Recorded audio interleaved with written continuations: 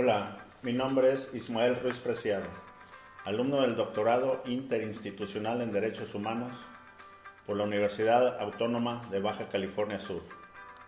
Soy becario de CONACYT.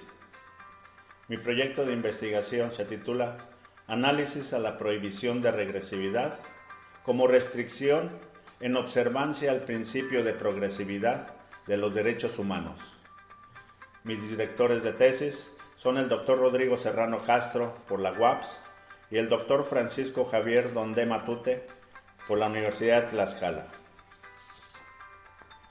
El objetivo general es organizar un análisis-discusión de los avances a la prohibición de regresividad como restricción al principio de progresividad de los derechos humanos que contemple su historia, su actualidad y sus perspectivas futuras, utilizando el derecho comparado internacional con nuestra Constitución política y diversos instrumentos internacionales de derechos humanos que permitan enriquecerlos y realizar propuestas para que en nuestro país se eficiente legalmente la prohibición de regresividad en los derechos humanos.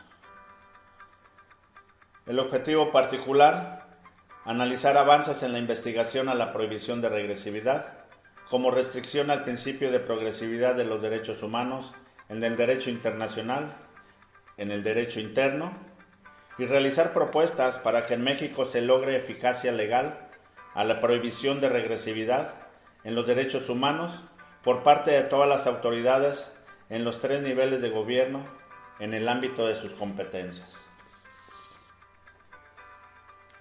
El planteamiento del problema es que actualmente se torna cuestionable cómo es que las autoridades, en su totalidad, pero sobre todo aquellas que resuelven cualquier tipo de controversia, en el ámbito de sus competencias y en cumplimiento a un mandato constitucional, promoverán, respetarán, protegerán, pero sobre todo cómo es que garantizarán los derechos humanos de conformidad con los principios rectores de los mismos. Asimismo, cómo prevendrán, investigarán, sancionarán y repararán las violaciones a los derechos humanos, porque si bien es cierto que deberá ser en los términos que establezca la ley, no menos cierto es que al día de hoy no se cuenta con términos precisos al respecto en la ley o en las leyes. Conclusiones preliminares. En materia jurisdiccional federal, emanados de la Suprema Corte, hasta la fecha, solo 5 criterios han emanado con la frase prohibición de regresividad. Asimismo, a nivel tribunales colegiados de circuito, solo existen 8 tesis aisladas al respecto.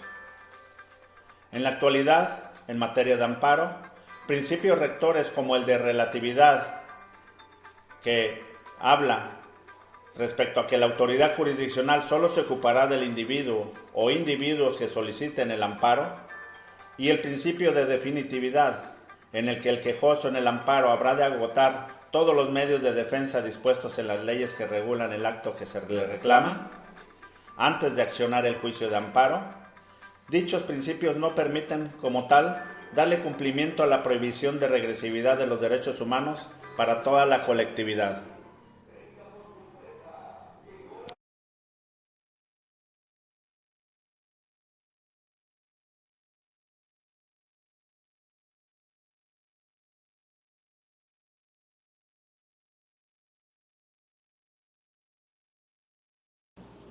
Hola a todos ustedes que han acompañado aquí en nuestras redes.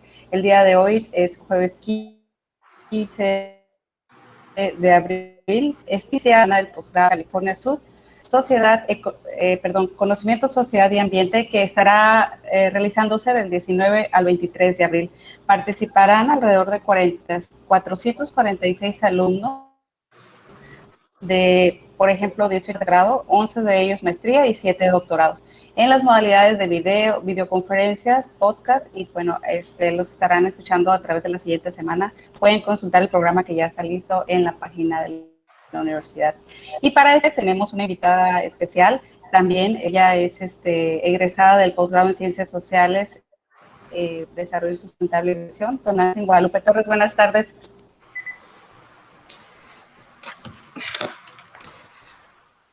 Hola, buenas tardes a todos. Una disculpa, me quedé sin pila en la bocina y no sé si ustedes me escuchen bien. Yo ahorita no los escucho nada. Voy a tratar de activar la bocina de la laptop para poder escuchar. Okay. Sí, te estamos, bueno, yo te estoy escuchando. Perfecto. No sé si me escuchas. Buenas tardes a todos. Okay. Muchas gracias, Miriam, por la invitación y para poder compartir con todos un poco de lo que fue la investigación que desarrollé en mi paso por decirlo. Así es. La intención es ofrecer a la comunidad un adelanto de las actividades que se están realizando en el programa. Si ustedes escucharon a la introducción, tuvimos un poco de la participación de un estudiante de la maestría en Derechos Humanos de la universidad. Por ahí les mandamos un saludo, licenciado Ismael, y a su director de tesis, el doctor Rodrigo Serrano, por cierto, que lo conoce aquí también bien, Tonantzin. Y pues Tonantzin, que cursó su maestría en Ciencias Sociales y luego el doctorado. Hoy nos va a presentar una pequeña de lo que es ya su cierre de proyecto de tesis. Entiendo que está en ese momento de preparación, de examen y todo lo que se viene más adelante. Pues le pedimos que nos diera más el tema así como tipo de conferencia para ir precisando algunos de sus datos o conceptos más bien en lo que es el tema que nos vaya a compartir, que es el acceso efectivo a la justicia en el sistema de justicia penal en el estudio de caso de Baja California Sur.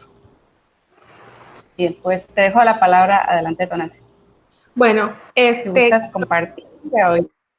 Sí, en un momento les voy a compartir una pequeña presentación. Como la doctora Miriam lo señalaba, yo ya estoy por hacer la defensa de mi tesis en el examen doctoral. Estoy esperando fechas, etcétera. Entonces, esta es una investigación ya concluida que se centró primeramente en el estudio comparativo del sistema acusatorio versus el sistema inquisitorio, que era el anterior que había, las causas que originaron el cambio de sistemas, etcétera, hasta llegar a una evaluación cualitativa que se hizo de cómo está funcionando el sistema de justicia actualmente en nuestra entidad. Entonces, para empezar, les voy a compartir la presentación. A ver si puedo, si sé cómo.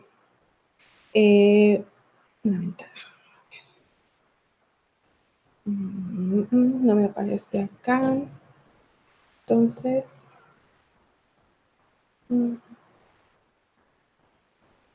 no sé por qué no la puedo enviar. Si me pudieras. A ver. Compartir pantalla. Por aquí hay un botón presentar ahora o presentar ahora en el Meet. Presentar ahora y mi pantalla completa. A ver. Y te va a salir. Ahí te va. Ajá. Y yo te voy a decir si se está viendo. Ok. Creo que es que en cada plataforma es otro botón, ¿no? Sí, es diferente que Zoom. A ver. Ya tengo abierta la presentación, pero no la puedo enviar. Meet. Presentar ahora. Presentar ahora.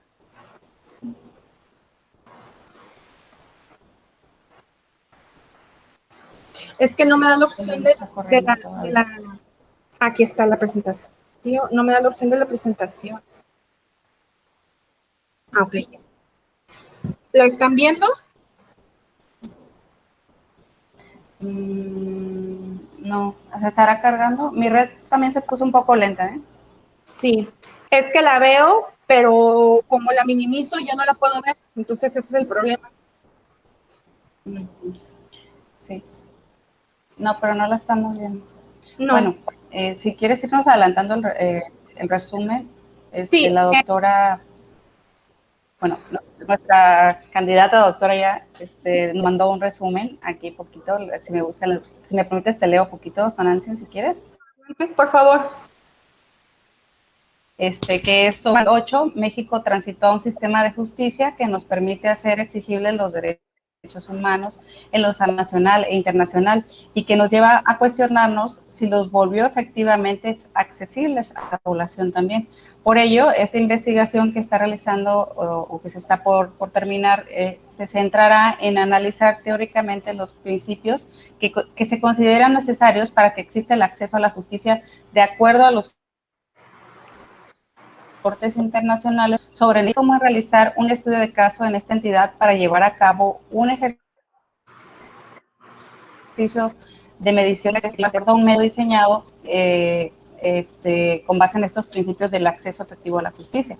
Para llevar a cabo esta medición, la maestra Tonanzi propió un estudio de campo al término de los primeros años en los que estuvo haciendo el trabajo de su implementación, y también pues permitir conocer la percepción de cuando empezaba la aplicación, ¿no?, de este proyecto de ley, brindando herramientas, o es la intención, metodológicas que se prevén de relevancia y de...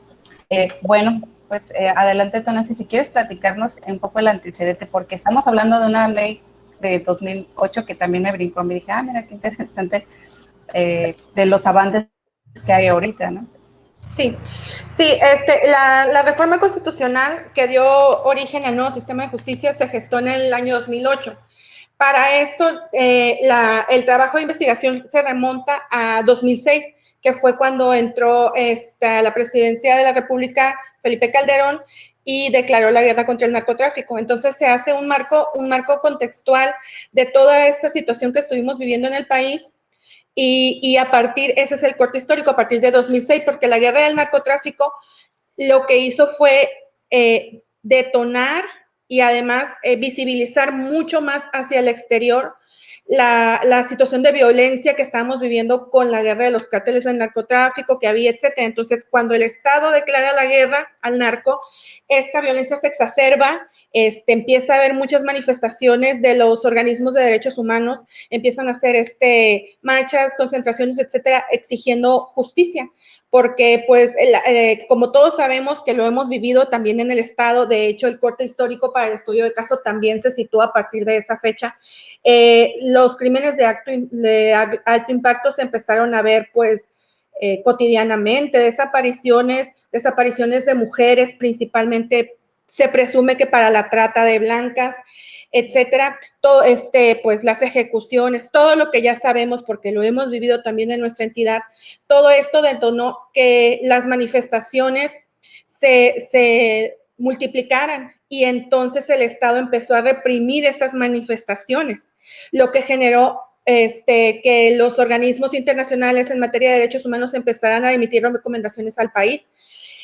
El sistema de justicia estaba colapsado, eso es un hecho. El sistema inquisitorio ya no estaba funcionando, era excesivamente burocrático, con sus pros y sus contras. La tesis se centra también en hacer un comparativo entre estos dos sistemas y ver lo bueno que tenía el inquisitorio, lo bueno que está ofreciendo o lo bueno que podemos esperar del sistema acusatorio, porque si bien es cierto que ya tiene 4 años en nuestra entidad funcionando, nuestra entidad fue fue la antepenúltima en iniciar funciones del sistema acusatorio. Había que ver cuál era la demanda que el sistema acusatorio estaba queriendo cumplir ante la ciudadanía, que es la exigencia de justicia. El sistema inquisitorio estaba plagado de corrupción, de impunidad, de burocracia, tráfico de influencias, etcétera, etcétera, que no se puede solamente imputar a las personas que operaban ese sistema, ¿no? Sino que era un todo, ¿no? Todo era la manifestación de la situación que estábamos viviendo al interior del país. Entonces, el sistema acusatorio viene a ofrecer subsanar todas estas deudas históricas que se tienen con la justicia en nuestro país, porque al final de cuentas todos conocemos o todos hemos escuchado de algún caso donde las personas que han acudido a un tribunal se han tardado años, no se ha hecho justicia, conocen a alguien inocente que está en prisión, etcétera. Entonces el sistema acusatorio se enfoca en ser un sistema garantista que va a velar porque las partes que vayan a juicio cuenten con los mismos derechos para poder defender sus pretensiones el uno contra el otro. Y el Estado pues provee, como ya sabemos, la Defensoría Pública, pero también aporta a este sistema, esta reforma, la novedad de que las víctimas pueden contar con una asesoría jurídica, que es muy necesaria, porque de otra manera la víctima, que es la persona o personas que resienten el delito en su persona, en su patrimonio, etcétera, solo podían ir a juicio en el sistema inquisitorio como coadyuvantes del Ministerio Público, es decir, en el sistema inquisitorio, el Estado actuaba como el gran ofendido del delito. Se representaba mediante el Ministerio Público y la víctima, que era quien lo resentía directamente, acudía como coadyuvante del Ministerio Público con muy poca voz y voto en cómo se desarrollaba la defensa, bueno, no la defensa, cómo se desarrollaba la acusación, etcétera, y la defensa de sus propios intereses como víctima.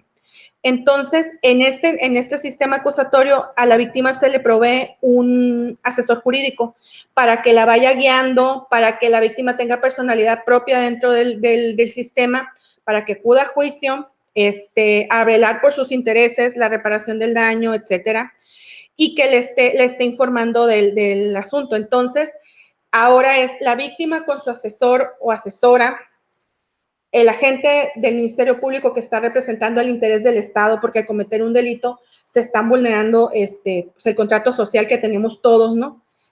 Para la convivencia.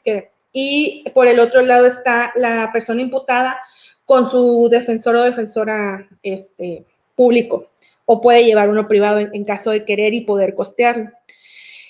Así nos vamos desarrollando a través del material probatorio, la prueba científica, que mucho se ha dicho que ahora no es nada más, las pruebas van a estar sometidas a los más altos estándares de la ciencia y de la tecnología. No nada más es una prueba de ADN, estamos hablando de una infinidad de exámenes que los peritos que deben de estar certificados puedan elaborar para llegar a la verdad histórica de los hechos. Ese es otro aporte del sistema acusatorio. Antes, en el sistema inquisitorio nos enfocábamos en la verdad procesal, que es decir, pasó lo que puedes probar que pasó y las pruebas eran bastante limitadas y tenían una valía predeterminada por la propia ley. Es decir,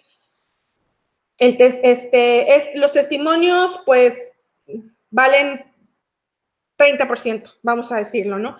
No era así, pero por dar un ejemplo. O, bueno, la confesión, como decían, la confesión es la reina de las pruebas porque, pues, es el sujeto aceptando la responsabilidad del hecho. Sin embargo, como todos hemos sabido, esas confesiones muchas veces eran forzadas, había tortura, había, etcétera, ¿no? Situaciones que obligaban a las personas a autoinculparse. Y entonces ahora la prueba tiene que ser valorada libremente por el juzgador, que tiene que estar presente en el juicio. Ya no va a recibir solamente la carpeta o en el sistema anterior la averiguación previa y para ver y leer y enterarse de segunda mano qué es lo que estaba pasando o cuáles son las pruebas que aportaron las partes. Ahora el juzgador tiene que estar presente durante la audiencia oral, de juicio oral. Tiene que estar ahí, los testimonios se rinden frente a él o ella, las pruebas se reproducen frente a ellos. Si tú tienes el arma homicida, vamos a decir, la llevas, la muestras, se aprecia, la aprecia el juzgador, la podemos ver quienes hemos asistido a las audiencias. Lo mismo los peritos, esa es una gran innovación. En el sistema anterior, quienes litigamos sabemos, el perito emitía un dictamen, se agregaba al expediente y luego nada más ratificar el dictamen de todo y cada una de sus partes. Ni se acordaba del asunto, ni se acordaba de qué había pasado, ni se acordaba cómo hizo la prueba. Ahora no, ahora el perito es un testigo que tiene que acudir a juicio y que tiene que ahí delante del juez, delante del Ministerio Público, delante del defensor, explicar cómo llegó a las conclusiones que asentó en su dictamen, cuál es la prueba que hizo, cómo la hizo, qué capacidades tiene para hacer estas pruebas, etcétera, ¿no? Y así, el estudio fue amplio, se hizo un comparativo de cómo era antes, cómo es ahora, cuáles son las promesas del sistema acusatorio para nosotros como ciudadanos, el garantismo, el respeto a derechos humanos, etcétera. Posterior a ese comparativo amplio que se hizo en varios aspectos, ya se procedió a establecer un marco conceptual sobre el acceso a la justicia, porque esa es la gran promesa del sistema acusatorio, la justicia para la ciudadanía. Pero no nada más la justicia, o bueno, lo que yo encontré es que es no nada más la justicia institucionalizada que se recibe en los juzgados, sino que estamos hablando de una justicia social, una justicia cultural, económica, una justicia muy amplia que va más allá de una sentencia. ¿Por qué? Porque al tratarse de un sistema tan garantista, al tratarse de un sistema que dice que promueve el respeto y que respeta los derechos humanos, entran en juego muchas características de la población que antes no permitían que accedieran a esta justicia. Es decir, mujeres, por ejemplo, cuántas historias tenemos de mujeres que acuden a denunciar una violación y entonces el médico legista no es muy diestro, no es muy respetuoso, o los mismos agentes del Ministerio Público y todo eso. Por lo mismo se han creado estas.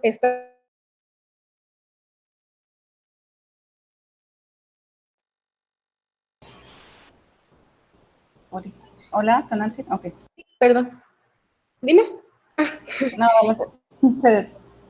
también mi internet se pone lento. Ok. Entonces, este sistema, me hubiera encantado poder compartir la presentación, pero no supe cómo. Se enfrenta a todas estas diferencias en la población, a todas estas circunstancias de la población, porque estamos hablando de que México es un país con, no me acuerdo exactamente el número, pero sabemos que tenemos millones de personas en situación de pobreza. Sabemos que tenemos una multiculturalidad muy amplia con personas que no hablan español, que todavía hablan sus lenguas indígenas. Sabemos que contamos con una población muy importante en diversidad sexual, mujeres, con personas con capacidades diferentes, etcétera. Sabemos que todo ese crisol de ciudadanos y de ciudadanas es muy amplio y acudir a pedir justicia no es tan sencillo. Entonces encontré en esta definición del acceso a la justicia que yo me estoy refiriendo no solo al acceso a la justicia, que es un derecho humano y que está tutelado, se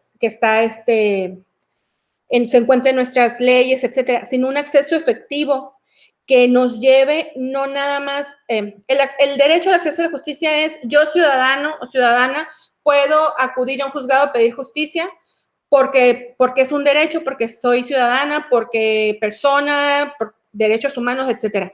Pero yo me estoy refiriendo específicamente al acceso efectivo, esto es, no nada más voy a acudir, no nada más necesito que me garantices que puedo acudir, sino que me garantices que acuda porque no me queda tan lejos del juzgado, porque no me cuesta un montón de dinero acudir, porque no me van a discriminar, porque no hablo español, pero tienes personal que habla la lengua indígena, porque estoy utilizando silla de ruedas y tú tienes la infraestructura necesaria para que yo pueda llegar hasta el juzgado autónomamente, sin depender, por una serie de situaciones que se denominan barreras.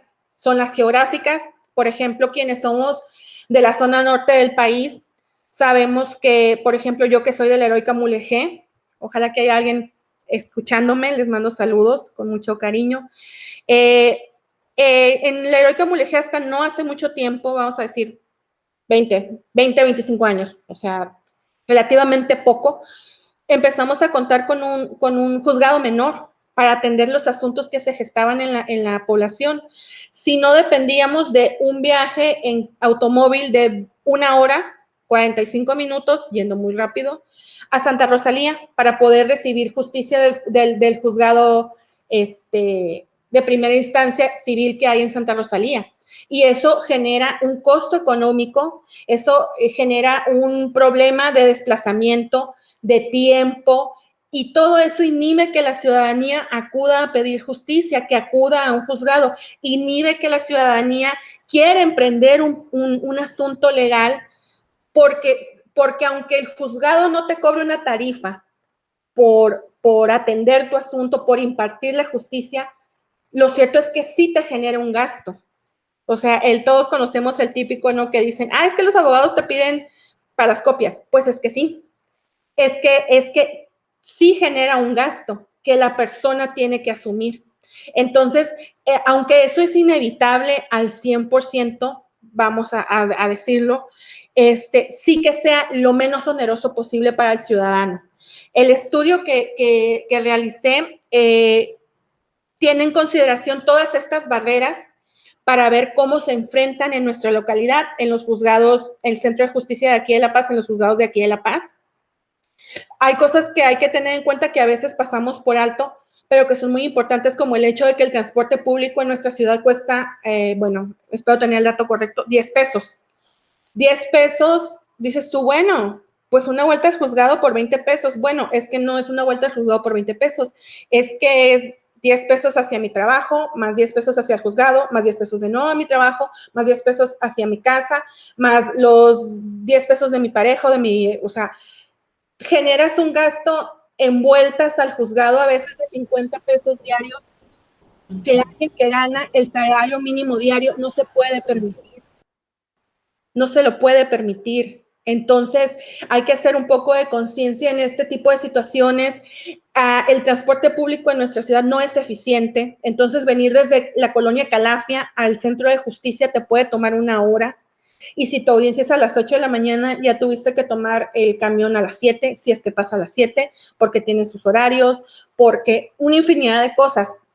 No se pretende decir que el sistema de justicia va a absorber todas estas situaciones y las va a solucionar, no, pero sí que tenemos que ser conscientes de que estas barreras existen, inhiben a las personas y el acceso efectivo a la justicia de la población se ve mermado.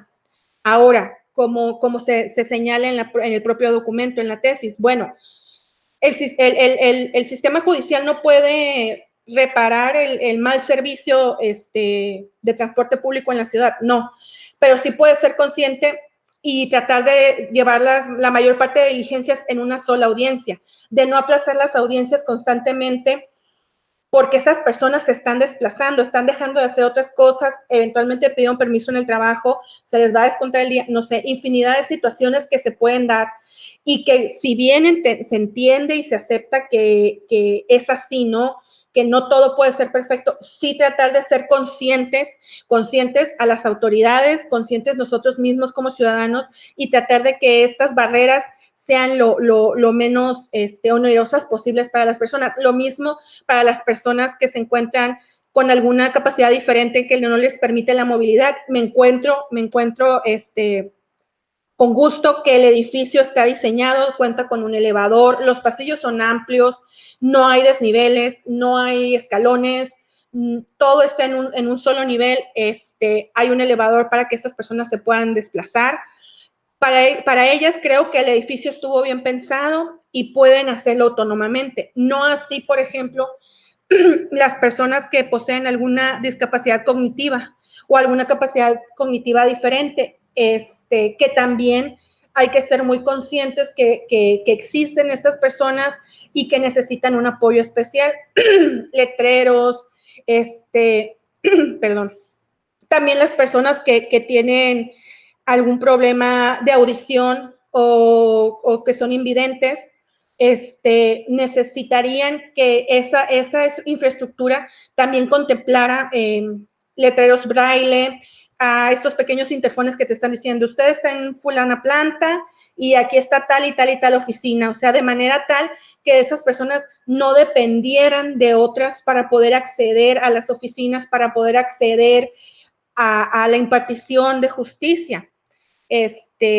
A lo mejor suena muy de primer mundo, ¿no? No es una crítica, ni mucho menos, sino una recomendación de que la infraestructura se mejore en este sentido para que esas personas digan, bueno, no me puede llevar mi familiar o X persona a la audiencia, pero voy solo. ¿Por qué? Porque llego, yo sé que está el interfón, porque llego, yo sé que está el braille, entonces yo ya sé llegar al edificio, etcétera, ¿no? Todo este tipo de situaciones que tienen que ser subsanadas.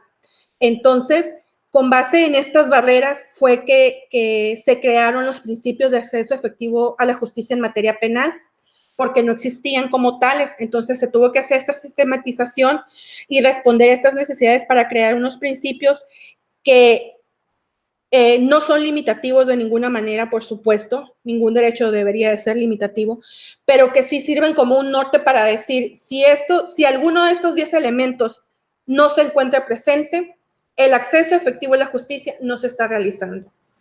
¿Por qué? Porque no se trata nada más de celeridad, que es uno de los principios naturalmente, de que la sentencia salga pronto y salga favorable, pero me gasté 7,000 pesos en estar haciendo las vueltas, la reparación del daño es de 10, porque tenía yo que estar viniendo desde Todos Santos o etcétera, ¿no? Situaciones así.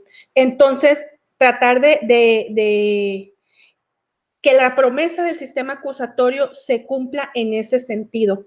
La evaluación que se hizo aquí en la ciudad de La Paz contempló no solo la observación no participante de las áreas para poder notar esto que les estoy comentando de las adaptaciones para personas con problemas de movilidad, también hubo entrevistas con personas seleccionadas de acuerdo a la función que desempeñan respecto de la atención al público, que al final de cuentas es en lo que yo me estoy enfocando, y a observación de audiencias, cómo se desarrollan las audiencias y qué es lo que está pasando. Encuentro, por ejemplo, que una audiencia de juicio oral que idealmente debería de celebrarse en una sola ocasión, es muy complicado, es muy difícil, porque era un juicio por homicidio, entonces era muy extenso. Eso yo lo entiendo perfectamente, pero se llevó 10 sesiones. Fueron 10 sesiones en las que fuimos citados para dar continuidad a la audiencia y me pareció un poco excesivo, porque los testigos tenían que estar yendo, porque los familiares de la persona imputada, de la víctima, estaban acudiendo, etcétera. Entonces es muy desgastante, porque no podemos olvidar en un sistema acusatorio que está haciendo que está promoviendo el garantismo, derechos humanos, la justicia alternativa, la justicia restaurativa, principalmente la justicia restaurativa. No podemos olvidar la afectación emocional de las personas involucradas. Entonces, para los familiares de tanto la víctima como imputado, estar acudiendo en 10 ocasiones y es muy desgastante. Y no nada más fue para la audiencia de juicio oral, también fue en casos de audiencia por violencia familiar, que eso es un dato muy interesante que me gustaría compartirles. 3 audiencias de violencia familiar fueron suspendidas. Entonces, eso nos dice mucho de cómo está la situación en el estado, ¿no? De la violencia familiar, cómo se desarrolla, por qué se suspendían las audiencias. Me tocó ver a dos víctimas que se desistieron de la acción, no se debían haber desistido, bueno, en mi opinión como abogada, ¿no? Etcétera. Entonces, encontré muchas situaciones particulares muy interesantes durante el desarrollo de la investigación, que van a estar plasmadas, por supuesto, en el documento, y la evaluación no fue del todo negativa, por supuesto que no, porque hay muchas cosas buenas que se están haciendo. La Dirección de Atención a Víctimas es un ejemplo, o sea, con recursos muy limitados, hacen un excelente trabajo. Y hay otras áreas que funcionan muy bien, esa es la verdad. No, Baja California Sur no está perdida en ese sentido para nada. Estamos bien encaminados. Yo encuentro que estamos caminando bien, pero sí hace falta atención en ciertos detalles y en ciertas prácticas que no son aceptables, como forzar un poquito a las personas a la mediación. Yo creo que eso sí no está bien, creo que se deben de promover. Claro que sí, la justicia alternativa, yo soy partidaria de la justicia alternativa, creo que es muy, muy positiva, pero no forzada, no, así no.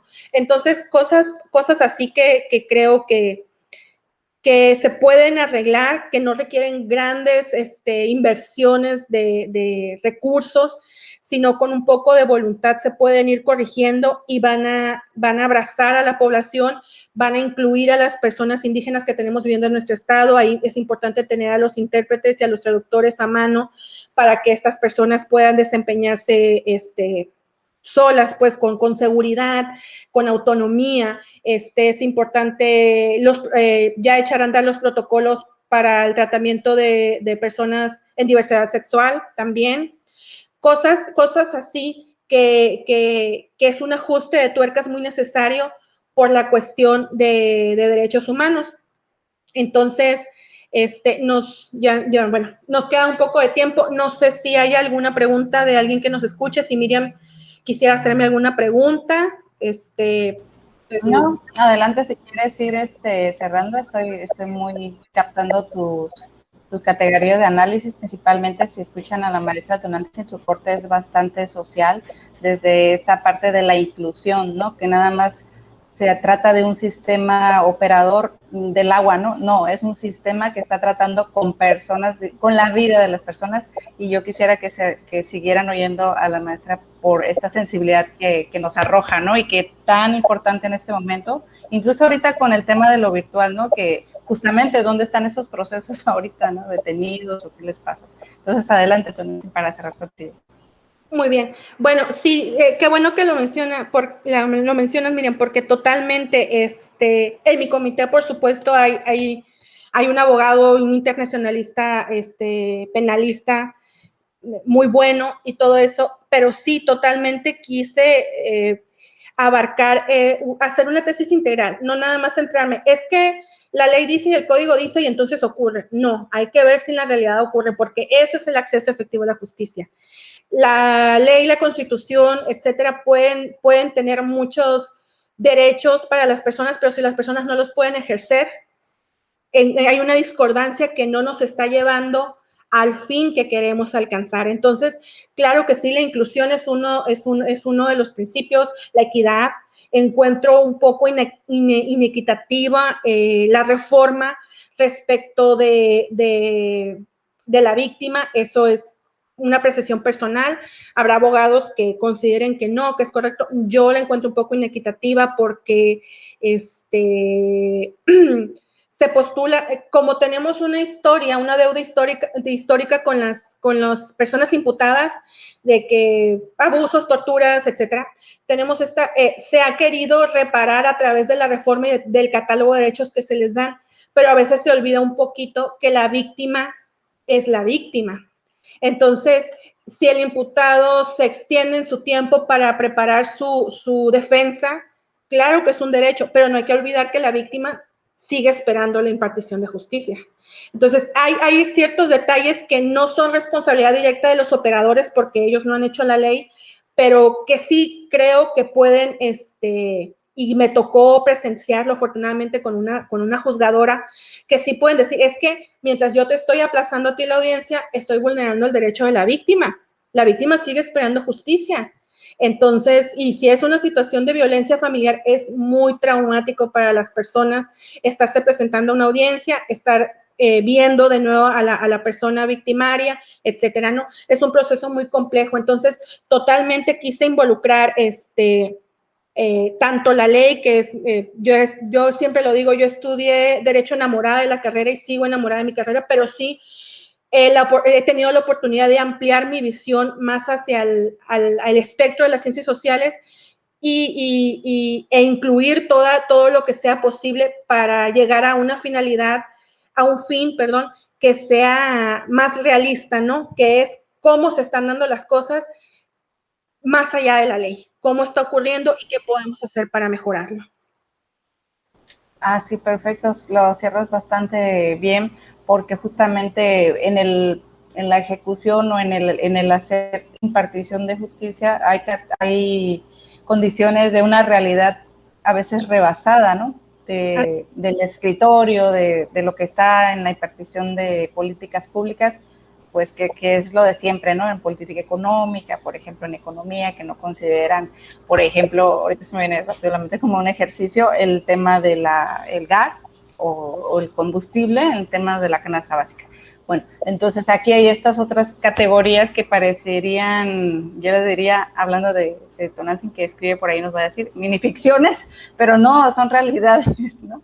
Entonces, sí. Bueno, esta parte también bonita de la invitada que tienen aquí a la mano, quisiera también que cerrara con esta otra formación de ella, que ella también escribe un poco de sus aportes ahí en el Cascabel, creo que por ahí era una escritura alternativa que andaba por ahí, y sí, pues que la formación al final de cuentas creo que está bien lograda, es una interdisciplinariedad que está ahí en el posgrado en Ciencias Sociales, que viene de una carrera de Derecho y se traslada a una, pues a otra mirada que no es que no haya estado lejos de su sensibilidad personal por su experiencia, ¿no? Primero que nada.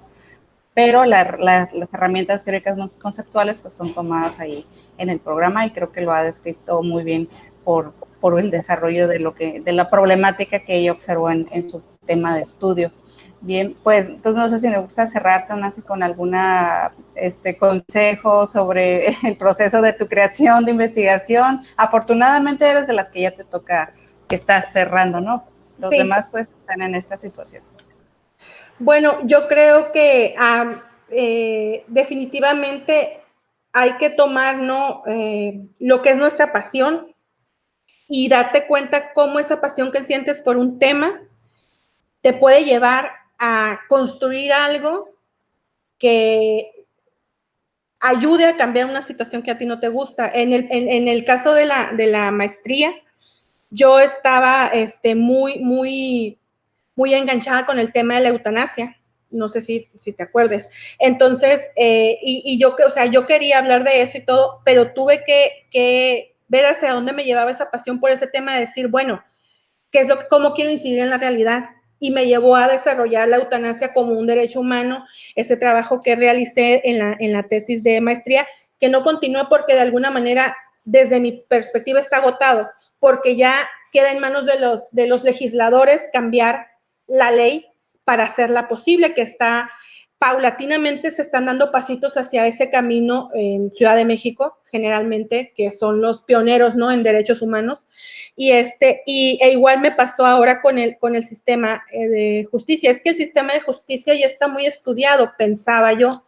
Bueno, pero el acceso a la justicia en el nuevo sistema, ¿cómo está? Y el acceso efectivo, además, ¿qué dice la gente que acude a los juzgados? ¿Qué dice la gente en la calle? ¿Qué dicen los operadores? Porque hay que recordar que las personas que trabajan en el sistema de justicia son humanos también y también tienen necesidades que no siempre se cubren por parte del patrón, que en este caso es el Estado, a través de los sistemas de impartición de justicia. Entonces, en la tesis también retomo eso. ¿Qué opinan los operadores y qué les falta para poder desempeñar su trabajo correctamente? Todos somos seres humanos y estamos en este tren de hacer que este sistema de justicia funcione por el bien de todos. Así es, no es una cosa vertical, creo que lo platicas muy bien, es algo a la utopía de la horizontalidad en todos los procesos en los que como ciudadanos nos toca involucrarnos. Bueno, ojalá, porque al final de cuentas a veces sí el sistema de la burocracia nos hace irnos un poco hacia al orden, ¿no?